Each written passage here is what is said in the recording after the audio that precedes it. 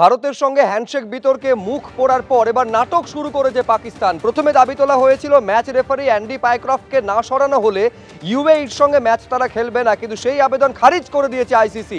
আজকে ইউএইর সঙ্গে খেলায় হোটেল থেকে বেরোতে কিছুটা দেরি করেছে পাকিস্তান। গোটা বিষয়টা জানবো, আরো স্পষ্টভাবে কথা বলবো। সৌমিত্র রায় আমাদের প্রতিনিধি রয়েছেন আমাদের সঙ্গে। কি খবর রয়েছে সৌমিত্র?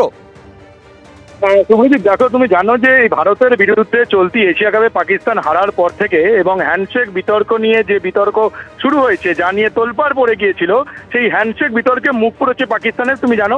কারণ তারা আইসিসির কাছে আবেদন জানিয়েছিল যে ম্যাচ রেফারি অ্যান্ডি পাইক্রফট তার অপসারণের দাবি তারা তুলেছিল। কারণ এই হ্যান্ডশেক বিতর্কে পুরোটাই ভূমিকা বা দোষ বা অন্যায় দেখেছিল পাকিস্তান এই অ্যান্ডি পাইক্রফটে। সেই কারণে তারা আইসিসির কাছে এই অ্যান্ডি পাইক্রফটের অপসারণের দাবি তুলেছিল।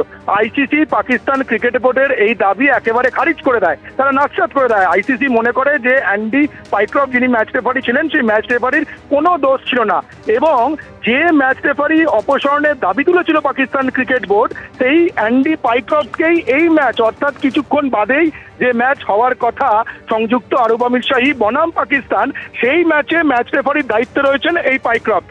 ফলে তুমি বুঝতেই পারছো যে ম্যাচ রেফারির অপসারণের দাবি তুলেছিল পিসিবি, তাকে তো সরায়নি আইসিসি, উল্টে পাকিস্তানের ম্যাচে সেই ম্যাচ রেফারির দায়িত্ব দেওয়া হয়েছে আবারও পাইক্রফটকে। ফলে এই পাকিস্তান ক্রিকেট বোর্ড কি করবে তারা ভেবে উঠতে পারছে না, তারা একেবারে দিশেহারা অবস্থা। ফলে দিশেহারা অবস্থা হয়ে তারা নাটক শুরু করে দিয়েছে। কিরকম নাটক? দুবাইয়ের স্থানীয় সময় সন্ধ্যে 6টায়, অর্থাৎ ভারতীয় সময় রাত 8টায় ম্যাচ শুরু হওয়ার কথা পাকিস্তান বনাম সংযুক্ত আরব আমিরশাহী।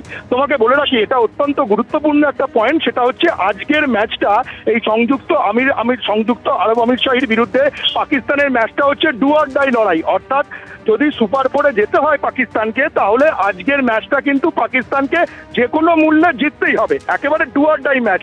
ফলে তুমি জানো পাকিস্তান আগের ম্যাচে ইতিমধ্যেই ভারতের বিরুদ্ধে হেরে রয়েছে, পাকিস্তান ক্রিকেটারদের মনোবল একেবারে তলানিতে রয়েছে।